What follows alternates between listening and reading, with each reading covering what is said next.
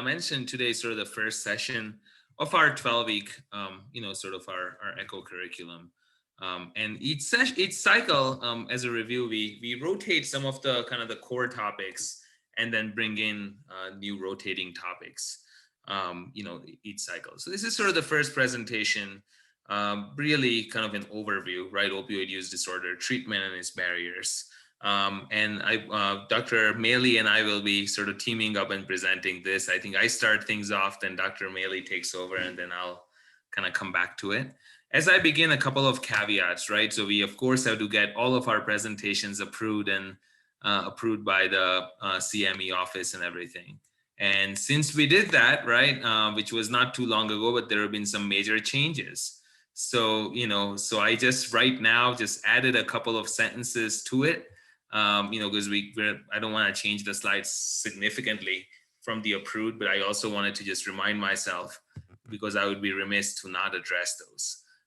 So just a caveat, right? So so we really want to talk about kind of the opioid epidemic as it exists, right? And how that informs clinical practice. We're going to talk about recommended treatment options and finally go into barriers to treatment, and hopefully set up the stage about how we can start to address those barriers moving forward.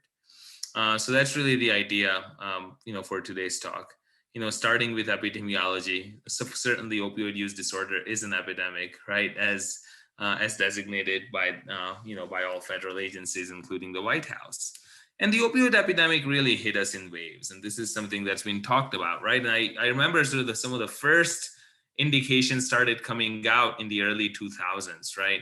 In the previous decade, there really had been a rise in prescribing of opioids for treatment of chronic pain, including prescription of some of these long-acting opioid preparations, which had been marketed, right, as being very safe and perhaps non-addictive. And so there was this rise in prescribing. And then data started coming out from SAMHSA in the early 2000s showing that, hey, something is amiss here. Right, the first set of data was, I believe, from 2003 that showed that in the decade prior to that, emergency department visits related to some oxycodone had gone up between 400 to 500%. And hydrocodone was slightly lower, but still there was this alarming rise. And then that emergency department visit number doubled again between 2003 and 2009. So kind of the trend continued.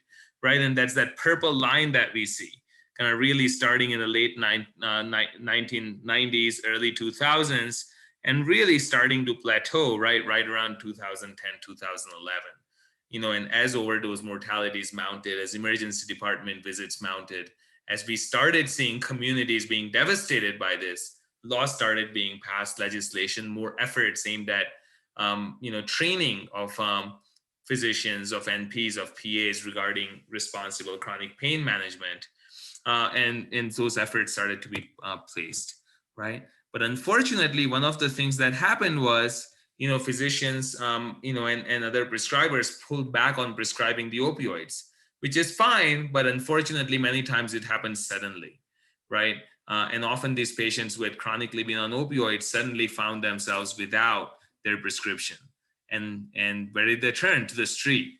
And so perhaps unsurprisingly, you see this second wave of the opioid epidemic hitting right around 2010, right? Just as those mortalities related to commonly prescribed opioids started leveling off, opioid mortalities related to heroin really start spiking, right? And people started using it, and we started again trying to play catch up, right? Trying to address that.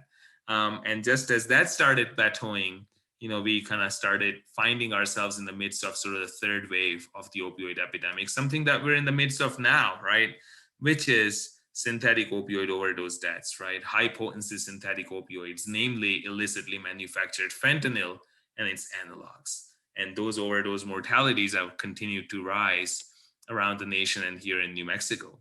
And important thing to point out, again, this is one of those caveats that, the slides had been approved previously, is the COVID-19 pandemic, right? Something else that we're all struggling with, we're in the midst of. There is this concept in infectious diseases literature called syndemic, which is this idea that these two pandemics kind of interact, collide in a way that worsens outcomes for both. And unfortunately, we seem to be finding that, right? relating to outcomes of substance use disorders, opioid use disorder in the era of the COVID-19 pandemic, where, according to the data that's been released, provisional data, opioid overdose and other substance use disorder related overdose mortalities are now at an all-time high, right? Higher than it's ever been in any given 12-month period. Here in New Mexico, we have not been immune from that. I believe the most recent 12-month provisional data we have for New Mexico, we saw our overdose mortalities go up by about 20, 25, 26%. And much of it attributable to the synthetic opioids such as fentanyl as well as methamphetamine, right?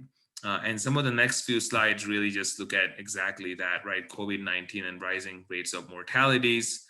This is New Mexico data, where prescription opioids and fentanyl is quickly becoming a major part of that, accounting for nearly half of unintentional overdose deaths, followed by heroin, followed by methamphetamine, which has also risen quite steeply in the state of New Mexico, followed by benzodiazepines and cocaine. And this is just a graphic representation. And here you can see that the two lines that are rising most rapidly include methamphetamine as well as fentanyl and its analogs, right? A couple of our medical students at the University of New Mexico, Anita Detta and Rachel Rose, recently did a big survey as part of one of their projects where they sort of queried and surveyed all harm reduction facilities within New Mexico. And they got 100% response rate. And what they found was that a vast majority of these harm reduction facilities, over 3/4, had to curtail some of their services during the pandemic because of difficulty with street level outreach, supplies, things like that. And 2 harm reduction facilities had to cease their services completely. So perhaps some of our most vulnerable patients with opioid use disorders are also being hit the hardest during the COVID-19 pandemic, right? And just one slide on this, many adverse outcomes associated with opioid use disorder, opioid dependence, right? Including infectious diseases like hepatitis C, HIV, mortality risk. Data is very consistent that opioid use disorders, when untreated, are significantly associated with a rise in not just overdose mortalities, but also all-cause mortalities. And our medications for opioid use disorder, do tend to significantly bring those mortality rates down. So our medications save lives, right? Also psychosocial things such as low employment, crime, cost to society, cost to the healthcare system are all associated with untreated opioid use disorder. And with that, I'm gonna turn things over to you, Dr. Maley, and I'm happy to keep advancing the slides as you tell me to. Thank you so much. Yeah, I'm going to try to move through this fairly quickly so that we do have time at the end to talk about other things. But everyone will get the slides, so hopefully you'll get this content if we go through too quickly. First, I want to talk about just treatment perspectives in general for treating substance use disorder and treating opiate use disorder, and then I'll move into some recommended psychosocial interventions for this population. So next slide, please.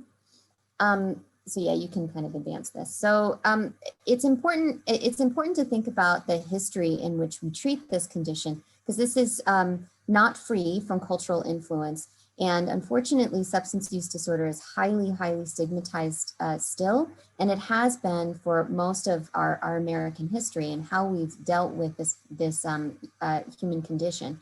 So addiction in general, or substance misuse or abuse has multiple iterations of how we've treated it, but we still have some of that history today. And that's important to understand, because even though we think that we're doing everything that we can, we may still have some biases or some blind spots. And obviously the families that we work with, the other people in our patients' lives, have some of these blind spots that come from this history. So historically, we treated it as a crime. There's a long history all the way up to the 1980s of this kind of war on drugs, or wanting to punish or incarcerate people for their substance use or involvement in anything regarding substance misuse.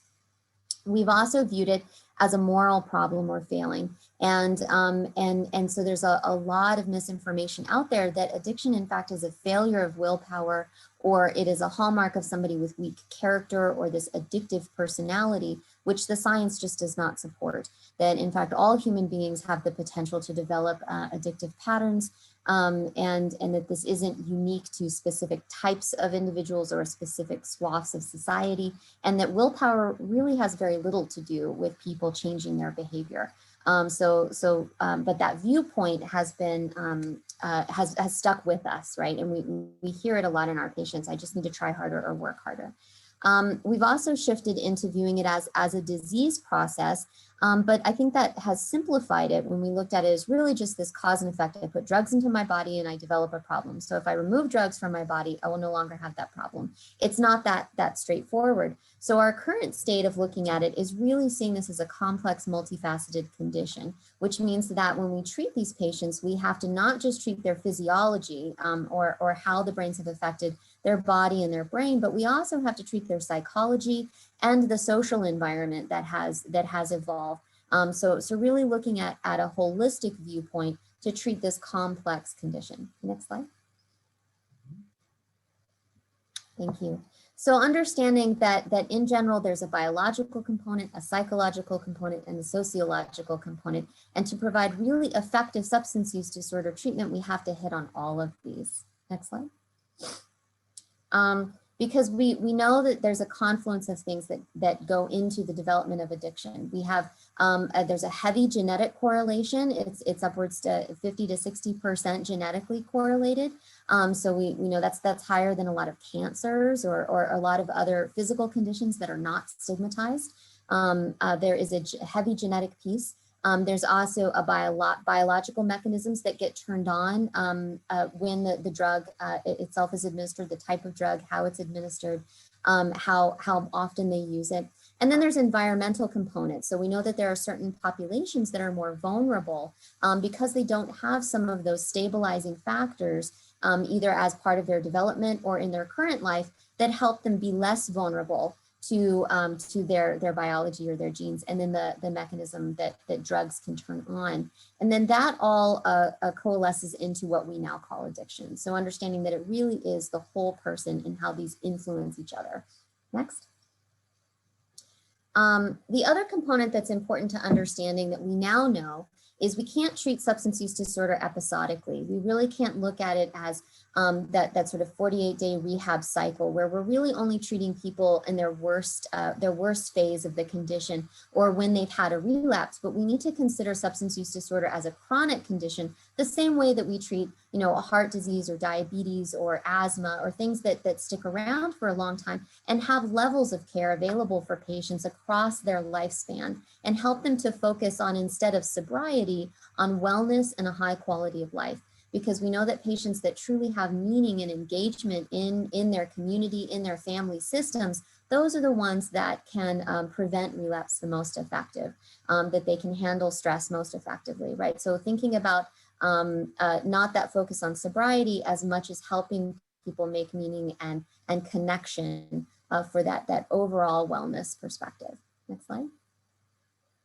And because it is so similar, that high genetic similarity, and we know that it's a combination of the person and their environment that makes them vulnerable, we can think of it the same way that we think about things like diabetes or high cholesterol. We know that there are certain lifestyle components or choices, but there are also certain things that just come with the person that's of no fault of their own, right? And we see that weighed out with medication adherence, relapse rates. All of these things look very similarly across other chronic conditions. So really substance use disorder should be viewed in a similar way. Next slide.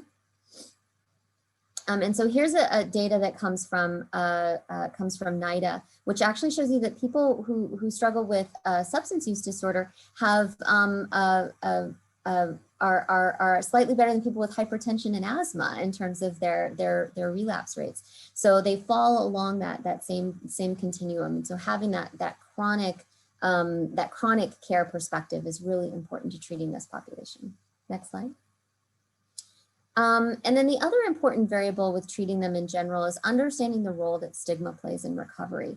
So this is still our most stigmatized mental health condition. It is a mental health condition. It does live in the DSM. And so it's really no different than how we look at treating people with depression or anxiety or other more complicated conditions, PTSD, so forth. But unfortunately, substance use is highly stigmatized, and we have that perspective that these individuals are criminally involved, morally weak, they have character flaws, they're untrustworthy. And of course, there are certain behaviors that come along as part of their addiction that can be highly problematic, which I think lead to some of that a misunderstanding. But it's important that we try to keep that in check as medical professionals, because even recent surveys that look at people providing treatment for individuals with addiction will say that they deserve less priority in healthcare, that their condition is essentially their fault, and so that they shouldn't get the same level of care or compassion that individuals who have some of those other complex and chronic conditions get. And that has major impact on how patients engage with healthcare and how they sustain to get the help that they need to get that adequate dose, because internal stigma happens as part of culture, it happens in family systems. So they already are coming to care with a lot of that shame and that belief that they are bad or broken or less than. And so if we have any of that judgment when we work with them, it will really exacerbate the situation and make it much less likely that they're going to stay in treatment, that they're going to benefit from treatment. And so patients that have high internal stigma, they have worse mental and physical physical health outcomes. They have much less likely to engage in gainful employment and have stable housing. They have poor support systems and end up in this place of sort of learned helplessness. Why bother to keep trying? Why bother to get better? It doesn't matter. I'm just an addict. And so I think that that's an important piece that we're dealing with working with this particular population. Next slide. So in general, the recommendations are to view this as a chronic illness and to look at the whole person, not just their individual parts, and to look at really how drugs are compensating for psychological pain, physical pain, other things in their life, and to see that as a normative part of being human, that none of us want to suffer, none of us want to hurt, and to try to have compassion and understanding for that and help them get those same needs met, right? How do we deal with the difficulties of life and engage with things that give us meaning and help us get out of bed in the morning? That's really a big part of our treatment focus, and to combine multiple areas: medication, learning new skills, adding social supports, and making sure that we have a continuum of care to help them across their lifetime. That we're not looking for a cure, but we're also not wanting to engage in those episodes of relapse. We want to really help them achieve a level of stability and maintain that stability so that they can have improvement over the course of their life, and using a number of evidence-based treatments to help do all of those things. Next slide, please. So it's really a focus on wellness across all of these dimensions: physical, emotional, family stability, living environment, community participation or employment, and that again, having meaning and purpose, that all of these things are necessary for overall wellness and for people to have established long-term recovery. Next slide. So in terms of psychosocial interventions, and you can go to the next one, there are really two main perspectives that a lot of specialty substance abuse programs fall under the header of: either harm reduction or abstinence only. So the abstinence only model is that cold turkey model. It evolved kind of in the 1930s with the AA or 12-step programs, and then was disseminated through the Minnesota model to a lot of hospital systems. So there are still a lot of residential treatment or intensive outpatient programs that adhere to the abstinence only based model. And that you know, we're not going to weigh judgment here, but that's just one particular model, which is that abstinence is the overall outcome, and that people that are using in treatment may potentially be discharged for use, because that's seen as something that is not allowed in that particular program. That's different than harm reduction, which came around in the 1990s and was focused on public health, and really assumes that people can and will make informed decisions even while using, and that the goal is not always abstinence or is not necessarily the focus, but it's to reduce harm, social, health, and economic harm. And so helping people to make positive choices over the course of decreasing their use so that they can engage in treatment, and people are not discharged when they do use while in treatment, and medication therapies are highly encouraged under most harm reduction models. Next slide. So this is another model that's helpful that we use in all of our psychosocial interventions, which is the stages of change, which helps us to stage patients based on where they are and what treatments are most recommended. So I like this slide because it shows the different stages, which starts with pre-contemplation and ends in maintenance. And then you see relapse is part of kind of that triangle at the end, that a lot of people will have a relapse. That's actually the rule and not the exception. So as people move into maintenance, they may have a relapse or a slip and then move back into action, ideally, and then back into maintenance fairly quickly. But you can see that there are interventions listed for each one of these categories. So what we want to be using for people early on are things like motivational enhancement or motivational interviewing. And then we can move into matches with different EBPs. So CBT for different substances would fall into kind of the preparation and action stage. And then in this tail end, we're going to really be focused on harm reduction and relapse prevention skills. So helping people decrease that use and attain the skills that they need to maintain that decrease for a long period of time. Next one. I want to highlight what's not recommended. There are still, unfortunately, some areas that still engage in some of these. What should be highlighted here is that a lot of these treatments can work in conjunction with the best practice, but they should not be used alone.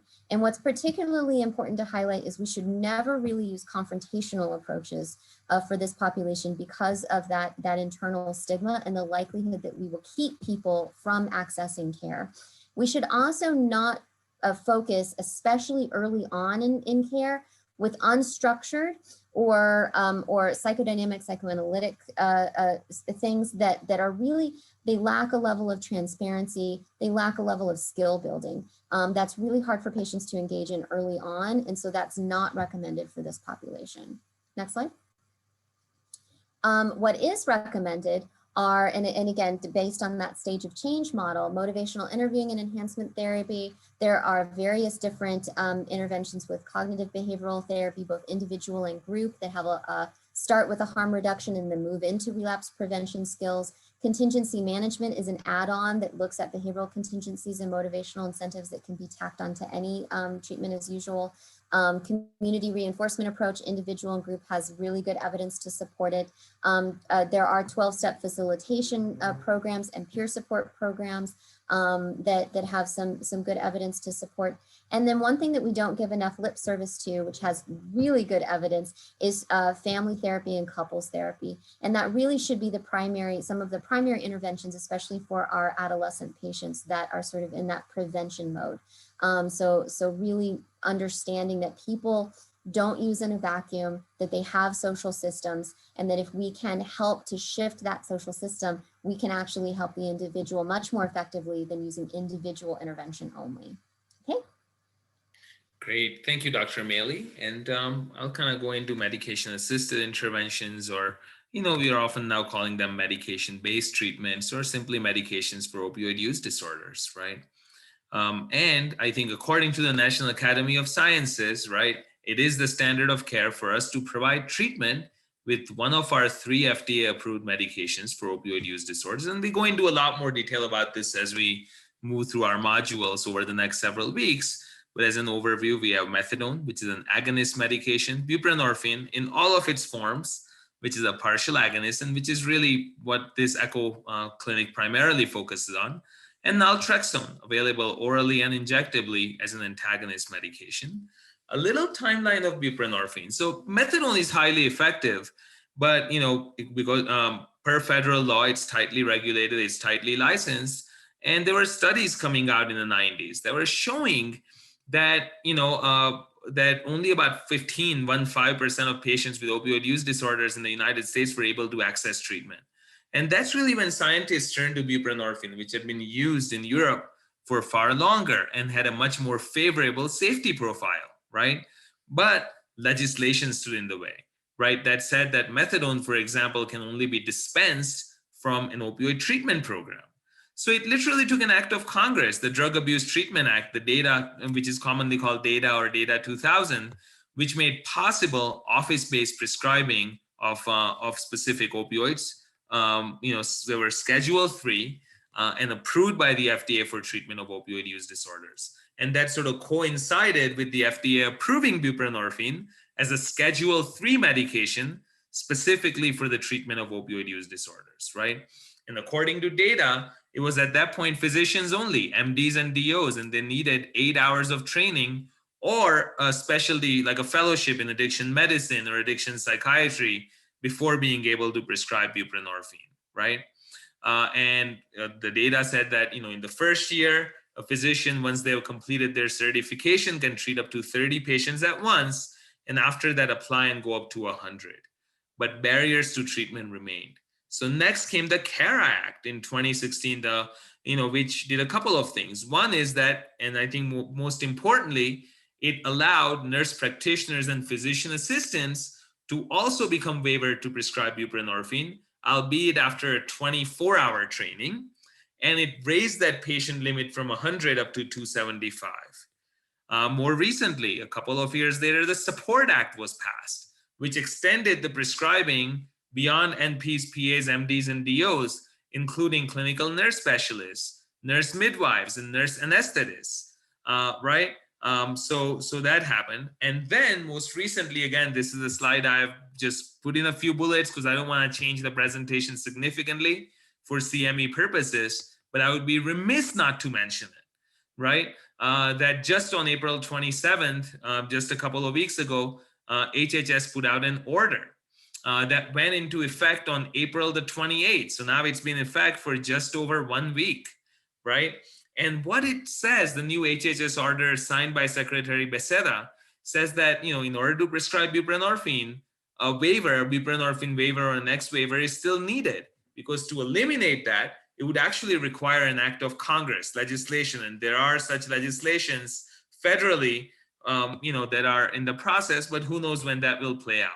So in the interim, what the HHS order says is that now a person can apply to obtain a buprenorphine waiver, right, without needing to complete this training, which is 8 hours for MDs and DOs and 24 hours for everyone else. So the hope is that by eliminating this training requirement, it will eliminate a potential barrier to more prescribers prescribing buprenorphine. So now say Dr. Jacobson doesn't have a waiver and she wants to obtain her waiver, but she doesn't have the time or the interest or the capacity right now to complete the full training. She could go on the SAMHSA website, say, I want to get my X waiver to prescribe buprenorphine, but she doesn't have to present a proof of certificate that she has completed the training. She also doesn't have to check off the box that says that she has the capacity to refer patients for ancillary services or psychosocial treatments. So she can obtain the waiver without it. Couple of caveats: applies to buprenorphine only, doesn't apply to methadone, right? There's a limit of 30 patients. So if someone obtains this X waiver, right, through this exemption, they cannot treat more than 30 patients at once. So if the provider wants to go up to 100 or 275 patients, they would still need to complete the training. And state-specific rules regarding, for PAs, NPs, other nurse specialists regarding physician collaboration and supervision still apply. So very important order, and hopefully will eliminate some barriers. At the same time, and Rana, this was really the announcement, right? So I'm just including this as part of the presentation, which is that what we want to stress is that we still want to make available all of our training activities, training opportunities, right? Because we also know from barriers data that one of the reasons why many providers get their waiver certificate and don't prescribe or don't even get their buprenorphine waiver is because of lack of confidence or lack of knowledge, right? So our hope is that we still want to make available all of our educational activities, right? Opportunities, because while they're not required, they may still be of benefit to you in terms of building up your confidence, building up your skill level, and perhaps more importantly, ensuring that everyone is providing standard of care, right? Everyone is providing the best models for treatments we have for their patients, because that's the best way we can serve our patients. So I still encourage you to participate in, everything, but it's no longer a requirement. So wanted to make that announcement and end really on this note that significant treatment barriers exist. And that's really part of what this HHS order is trying to address. That is the spirit behind the new HHS order, right? Barriers to psychosocial treatments, right? 77% of US states have unmet behavioral health and addiction needs in terms of psychosocial treatment, right? And then, when you look at why people aren't able to access treatment, one of the top ones that come up include lack of behavioral health providers in general, with a significant estimated shortage, even greater lack of behavioral health providers with substance use disorder specialty training. Also, stigmatization, just like Dr. Maley mentioned. I don't work with those people, right? I don't want to treat those people. Also, limited understanding, the lack of knowledge, which is what I'm stressing, that's why we still want to provide all the educational activities. Also, things like low compensation, high turnover, high burnout needs, right? And that's according to SAMHSA.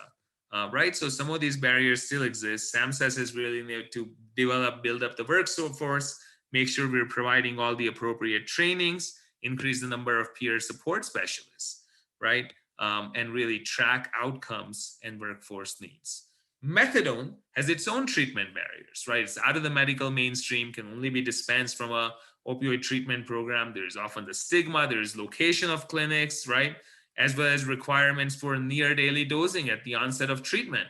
So if you think about here in New Mexico, there are several clinics clustered in Albuquerque, one in Santa Fe, one in Belen. I think Farmington has one. Las Cruces has one. But what about the rest of the state? What if you live in, right? What if you live in Tucumcari or Raton, right? Or Truth or Consequences, right? And imagine what a barrier that can present, right? So while it's very effective, that poses many barriers. And that's where office-based treatment with buprenorphine comes in, with some really potential benefits, right? Now we can hopefully have more prescribers prescribing it. Patients can access treatment in a more ready manner, and the patient can now go see their prescriber, their provider, and receive that confidential treatment that maintains the continuity of care, right? Avoids costly out-of-town costs, allows the patient to live their lives and be engaged in work, family, other activities. And that's really the benefit. But lack of availability has remained a concern. So first, some good news. We know this is 2018 data, that nationally the number of waivered providers went up by almost 200% between 2016 and 2018, and patients receiving treatment with buprenorphine about doubled, right? Or went up by 200% rather, right? And that's been steadily the case since CARA was passed in 2016. But gaps remain, especially in rural counties in the United States. Even in 2018, a majority of US rural counties do not have a single waivered provider. So that's really one of the things. This is a map from a 2018 study that shows basically what I want to draw your attention to are all the counties that are not in any color, right? They're shaded white. And those are all the counties that don't have a single prescriber waiver to treat patients with buprenorphine, right? And hopefully the new HHS order will go a step further towards eliminating some of these barriers. I will stop here. We don't have a case today, so I'm happy to